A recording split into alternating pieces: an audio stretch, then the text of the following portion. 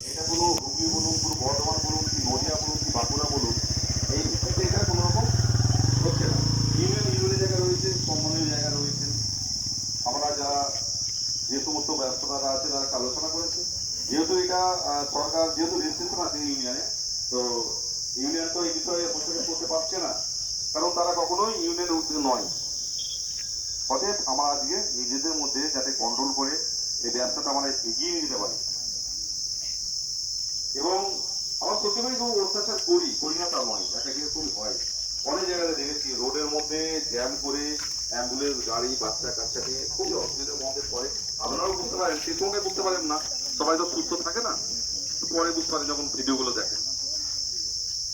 যাতে জঞ্জাট সৃষ্টি না করে সুষ্ঠুভাবে কিভাবে এই ব্যবসাটাকে আমরা এগিয়ে নিয়ে যেতে পারি, তার জন্য আপনারা খুব মতামত আপনারা দেবেন, এটা আপনাদেরকে আশা করছি। আজকে এখানে কেউ কিন্তু ডিসিশন দেওয়ার মতো কেউ নেই, আপনারা সকলে মিলে একটা ডিসিশন করুন যে এই সিস্টেমটা করলে আমরা এই ব্যবসাটাকে এগিয়ে নিয়ে যেতে পারবো, বা আমরা কাস্টমাররাও আছেন তারাও বলবেন যে হ্যাঁ তাহলে আমরা এইভাবে নিয়ে যেতে পারি বা চলবে। তো আপনারা মতামত দিন, যারা যারা দেবেন অবশ্যই ওইখান থেকে তো শুনতে পাবো না, আপনারা প্রত্যেকে আসুন, এখানে মাইকে একটু বলে দেবেন।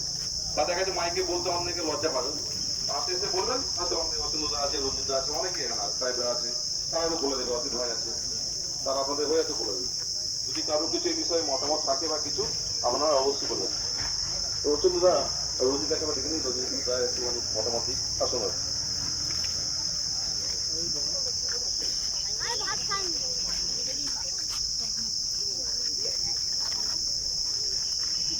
হ্যাঁ, এখানে সকল যেসব আছেন আমাদের বড়দের শ্রদ্ধাপনা এবং ছোটদের ভালোবাসা।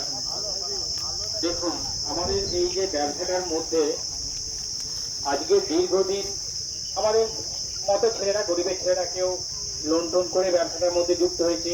অনেক শিক্ষিত ছেলে আছে যারা চাকরি পাওয়ার মতো যোগ্য, তারাও হয়তো এই ব্যবসার মধ্যে যুক্ত হয়ে গেছে এবং দীর্ঘদিন ব্যবসা করছে।